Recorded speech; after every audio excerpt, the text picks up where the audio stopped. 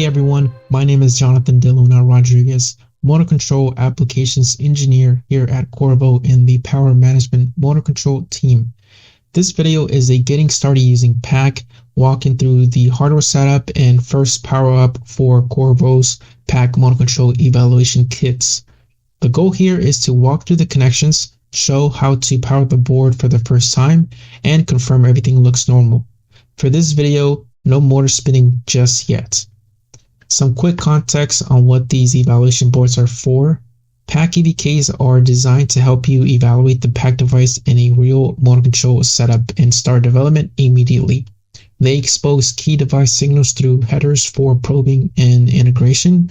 They provide PC connectivity over UART as a virtual COM port for GUI control and monitoring, and support programming and debugging through SWD.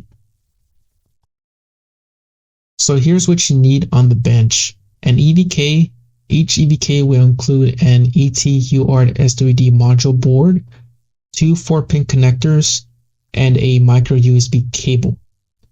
Next, you will need a brushless DC motor or a permanent magnet synchronous motor, a DC bench supply, and a SWD debugger such as J-Link. Here's a high-level EVK walkthrough. I'll be using the PAC 55724 EVK as the example, but basically any PAC motor control EVK, you'll find these connection points. So firstly, the PAC 55724 device IC is right in the center. You have your motor phase outputs U, V, and W. This is where you connect your brushless DC motor. You have your power inputs, VN and ground, use spade terminals. You have your SWD header. This is where you connect the Sager J-Link for programming and debugging. The UART connector here, which will be used to communicate with the PAC FOC GUI. You'll also find the DC to DC buck converter components down here, as highlighted below, and Hall sensor inputs on this terminal block. One quick note when using Hall sensors is that you'll need to apply jumpers at jumper 1, 2, and 3, shown labeled on the board. This is for Hall mode operation. Let's take a closer look and walk you through the connections in the lab bench. Let's walk through the required connections for the evaluation board. So before flashing the firmware or opening the GUI, we need to make sure everything is wired correctly. The first step is connecting to DC power supply. It's shown here, VN and ground on the PAC 55724.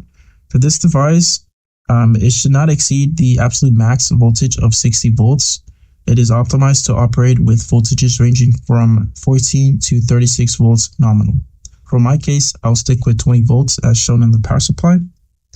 When power is applied, you should see the VN LED turn on, as well as the 5-volt LED. Second step is connecting the J-Link debugger. It uses a 4-pin SWD cable. Make sure to match the polarity between the isolator board and the evaluation board. So this is used for downloading the firmware and debugging the PAC device. Third step is connecting the UART interface. It also uses a 4-pin jumper cable. Make sure to match the polarity. This is what's used to communicate with the PAC FOC GUI over a COM port. At this point, you should now have your power connected, your J-Link connected, and your UART connected. Now the hardware is ready and we can move on to the firmware installation and tool setup.